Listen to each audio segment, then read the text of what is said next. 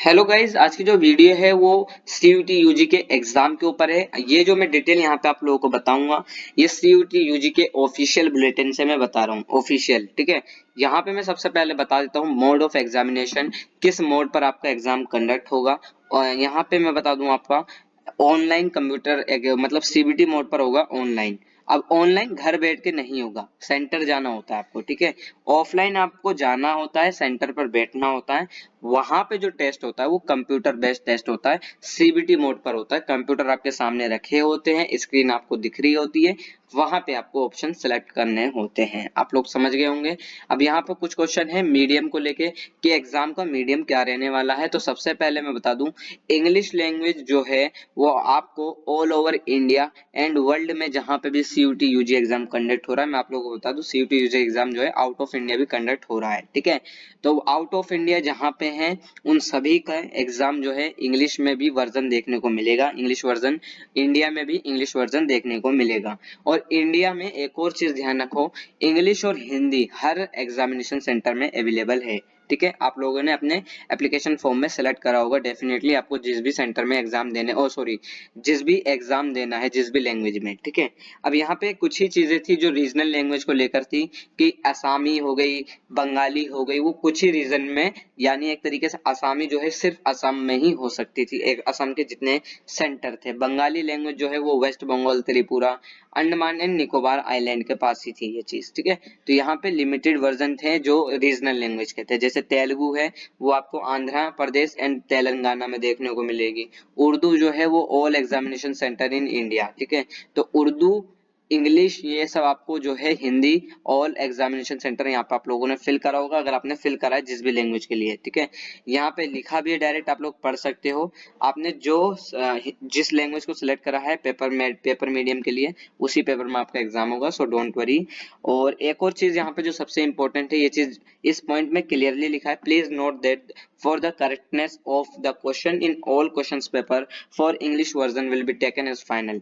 इन कहने का सिंपल तरीका ये है, कहने का मतलब ये है, फॉर एग्जाम्पल कोई अगर यहाँ पे जैसे ट्रांसलेटर में थोड़ी सी ट्रांसलेशन जो है उर्दू में हो गई, या इंग्लिश टू हिंदी में हो गई, या इंग्लिश टू रीजनल लैंग्वेज में, क्योंकि जो आपका पेपर बनता है वो इंग्लिश में है। ठीक है, उसकी जो क्या नाम है ट्रांसलेशन होती है, फिर ट्रांसलेशन में कई वर्ड ऐसे होते हैं जो हो सकता है गलत हो। ठीक है, अब जब गलत होता है तो वहां पे एनटीए की जिम्मेदारी नहीं है, ये साफ कह रहा है। इंग्लिश वर्जन जो है आपका फाइनल माना जाएगा, ये इन्होंने एनटीए ने बोला है। ठीक है, अब ये देखो क्या बोल दिया इन्होंने, आप लोगों को ध्यान में रखना है, इंग्लिश वर्जन फाइनल वर्जन होगा यहाँ पे। ठीक है, बाकी वैसे ऐसा नहीं है आप घबराओ कि यार ट्रांसलेशन बहुत गलत होती है, इतनी ट्रांसलेशन गलत नहीं होती है। आप यूपीएससी एग्जाम देने नहीं जा रहे हो कि ट्रांसलेशन बहुत ज्यादा अलग हो, ये ट्रांसलेशन इतनी अलग नहीं होती है। ठीक है, so don't worry. Scheme of examination में मैं बता दूं, सेक्शन ए वन लैंग्वेज आपको पता होगा, जो जितनी भी लैंग्वेज है वो 40 क्वेश्चन होते हैं, 50 क्वेश्चन आते हैं, 40 अटेम्प्ट करने होते हैं। सेक्शन बी जो है डोमेन लैंग्वेज को लेकर होते हैं, फिर आपको सॉरी सेक्शन टू जो है डोमेन को लेकर होते हैं, जिनमें जो है इन्होंने बता भी रखा है कितने क्वेश्चंस आएंगे, आप लोग देख सकते हो 40 आउट ऑफ 35 क्वेश्चंस। और एक और चीज मैं यहाँ पे आप लोगों को बता दूं, 16 मार्च 2023 को एक इम्पोर्टेंट न्यूज भी आई थी, जहां पे एनटीए ने क्लियरली कहा था कि थोड़ी सी चीजें चेंजेस हुई है, जैसे अकाउंटेंसी हो गई या फिजिक्स वाले बच्चों के लिए कुछ, मतलब एक तरीके से 6 सब्जेक्ट ऐसे थे जहां पे ड्यूरेशन जो है थोड़ा अलग दिया गया था, थोड़ा सा ज्यादा दिया गया था उन बच्चों के लिए। ठीक है, ये चीज आप लोग पढ़ सकते हो, मैंने वीडियो में भी आप लोगों को एक्सप्लेन कर रखा है। जनरल टेस्ट के लिए यहाँ पे आप लोग देख सकते हो, जनरल टेस्ट यहाँ पे 50 क्वेश्चन अटेम्प्ट करने हैं 60 में से।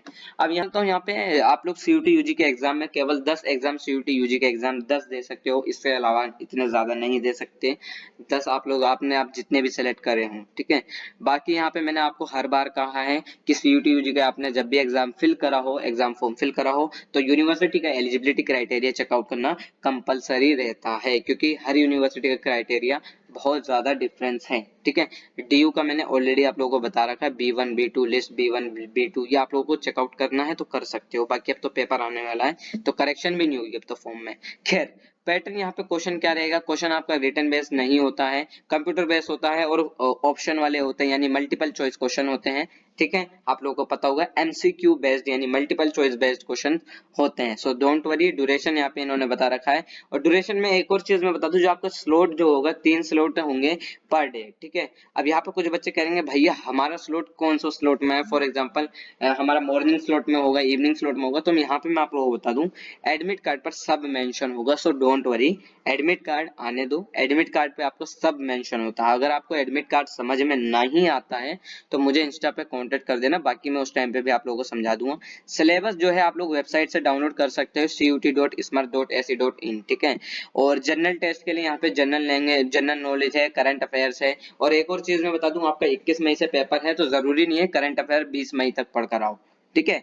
इतनी नहीं आती है, हाँ डेफिनेटली कम से कम आप लोग मई तक तो कर ही लो, मतलब मैं कहता हूँ अप्रैल तक, अप्रैल के लास्ट पूरा जो है वहां तक आप लोगों को करंट अफेयर कर लेनी चाहिए, अप्रैल के लास्ट मंथ तक, ठीक है। क्योंकि भाई मई में तो आपका पेपर ही बनता है वहां पे, ठीक है। तो जरूरी नहीं है कि 20 मई तक आप लोग पढ़ के जा रहे हो, ये चीज ध्यान में रखनी है। खैर मैं नीचे आता हूँ स्कीम ऑफ एग्जामिनेशन में, जो यहाँ पे है थोड़ा सा नीचे स्क्रॉल कर लेता हूँ मैं। हाँ, marking of scheme of examination, यहाँ पे सिंपल तरीका ये है, एक क्वेश्चन आपका 5 नंबर का होगा और अगर आपने आंसर सही दिया तो 5 नंबर आपको मिल जाएंगे। अगर आपने आंसर इनकरेक्ट दिया, एक आंसर गलत दिया, तो नेगेटिव मार्किंग है, -1 मार्क्स आपका कट जाएगा। फॉर एग्जाम्पल आपने अनआंसर करा या मार्क कर दिया रिव्यू के लिए और आपने आंसर ही नहीं दिया उसका, तो भाई आपका 9 मार्क्स 0 मार्क्स, बेसिकली क्यों मार्क्स देगा।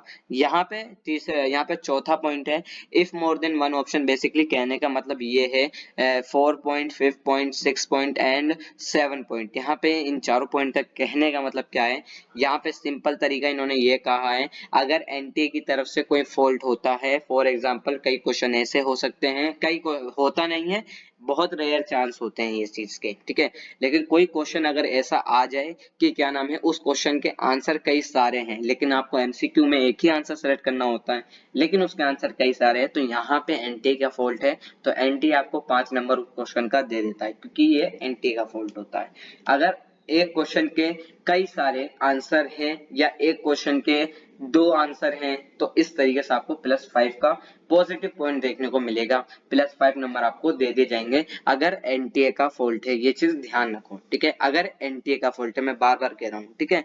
तो यही चीज थी, 5 नंबर का एक क्वेश्चन होगा, बाकी यहाँ पे आप लोग अपनी तैयारी रखो। करंट अफेयर के लिए मैं यही कहूंगा, जनरल नॉलेज तो आप लोग पढ़ ही रहे हो, जनरल नॉलेज, ठीक है। करंट अफेयर में अगर आप लोग पढ़ ले हो तो अप्रैल के लास्ट मंथ तक आप लोग करके जाना, ठीक है। बाकी जरूरी नहीं है कि आप 20 मई, क्योंकि उस टाइम तक पेपर बन गया होता है, तो यहाँ पे इतना लोड लेना और प्रेशर लेने की जरूरत नहीं है। और आई होप आपका पेपर अच्छा जाए, ठीक है, पेपर की आप लोगों की प्रिपरेशन पूरी हो चुकी हो। और बाकी अगर आपकी कोई क्वेरी है तो आप मुझसे इंस्टाग्राम पर पूछ सकते हो, इंस्टा आईडी का लिंक मैंने डिस्क्रिप्शन में दे रखा है। और बाकी अब आप लोग रिवीजन ज्यादा करो, ठीक है, रिवीजन जितना ज्यादा होगा उतना ज्यादा बेटर है।